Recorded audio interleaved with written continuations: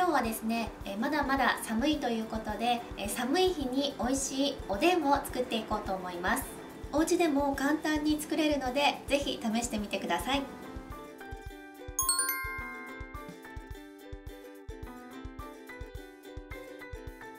まずは大根は皮を剥いて3センチ幅ぐらいに切っていきます。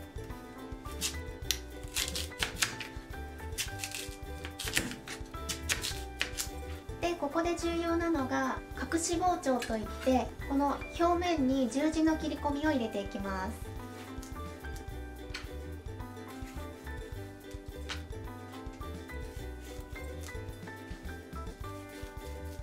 こうすることでお出汁をたくさん吸ってくれます。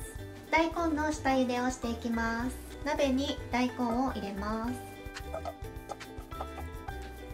大根が全て浸るくらいまで水を入れます。ここでお米も一緒に入れると大根の苦みが和らぐのでおすすめです。続いてこんにゃく、格子状の隠し包丁を入れていきます。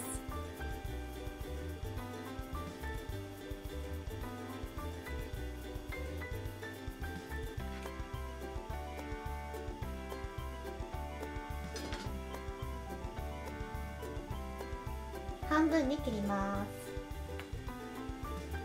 もう半分に切りま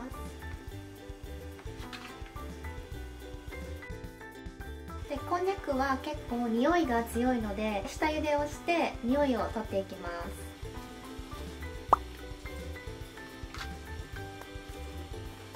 焼き軸はさつま揚げ、油揚げを全部半分に切っていきます。焼きちくわは斜めに半分に切ります。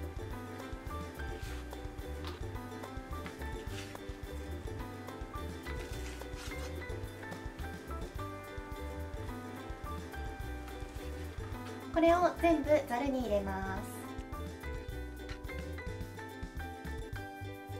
ここに熱湯をかけて油抜きしていきます。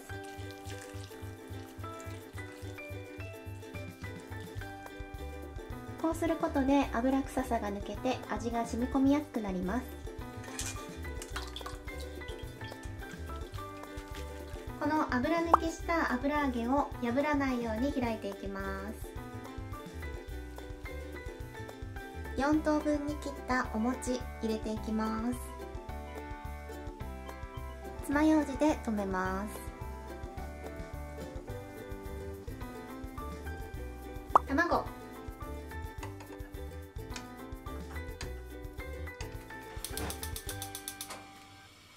れで下準備が終わったので、鍋に材料を入れていきます。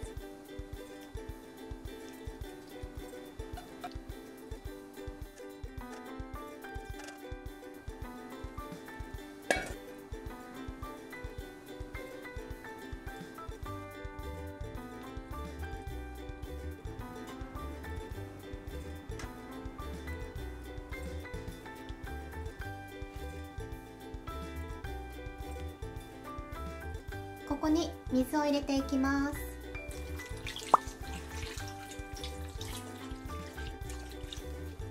続いてこの本だしを入れていきます。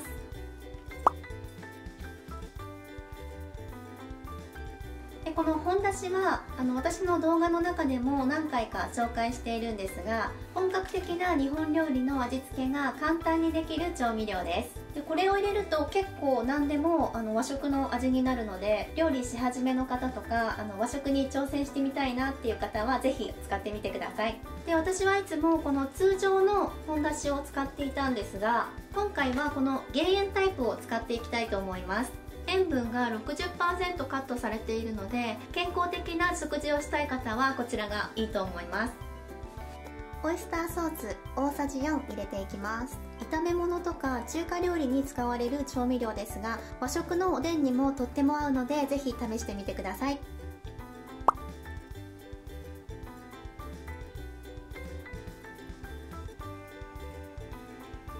はい、これで全ての工程が終わったので、弱中火くらいでじっくり煮込んでいきます。美味しそう。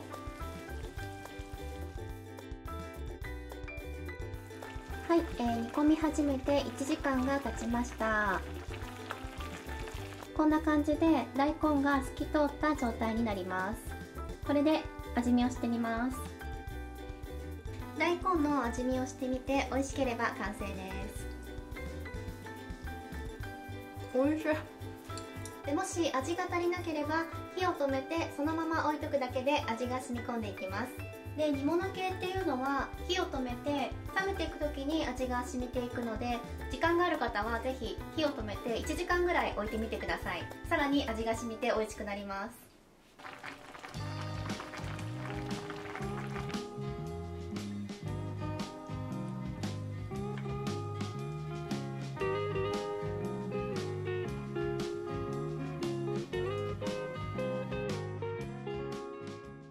こんな感じです。いい匂い。あ、いただきます。味染みてる。美味しい。こんにゃく。この切り込みが入っているので結構味が染み込みやすくなってます。焼きちくわ。味染みてるのか。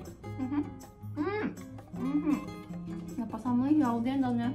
コンビニでもすごいね、今ね、おでん美味しいよね。毎年やってるでしょ、この時期って。あれだけどのコンビニでもおでんやってるってことは、そのぐらいみんなおでん買ってるってことだから、日本人の冬に食べるものとしてかなり定着してるんだね。ね、おでんの具で何が好き一番？圧倒的に卵。卵を潰して黄身が出た状態の汁にご飯を入れてで混ぜて食べると超美味しいの。ああ、やったことないけど美味しそうやな。美味しいよ。昔すごいやってた。美味し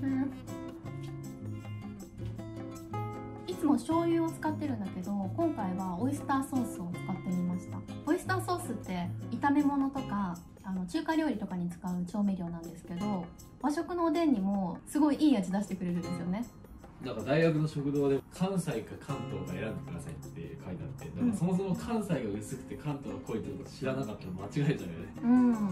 結構それは常識として知ってるっていう前提になってるんだよね、日本だとね。そうだね。ちなみに名古屋は味噌おでんなんですよ。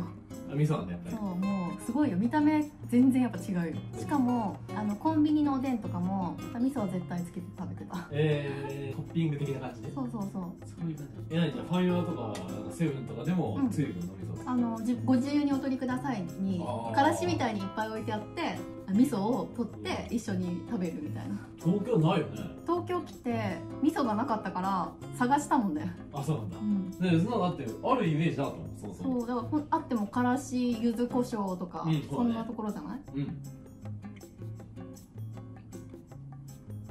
今回入れた具材以外にも好きな具材とかがあれば入れてもらったりとかして、自分好みのおでんを作ってみるのもいいと思います。はい、今回は日本のおでんを作ってみました。ぜひお家で試してみてくださいね。それでは今日の動画は以上です。また次回の動画でお会いしましょう。バイバイ。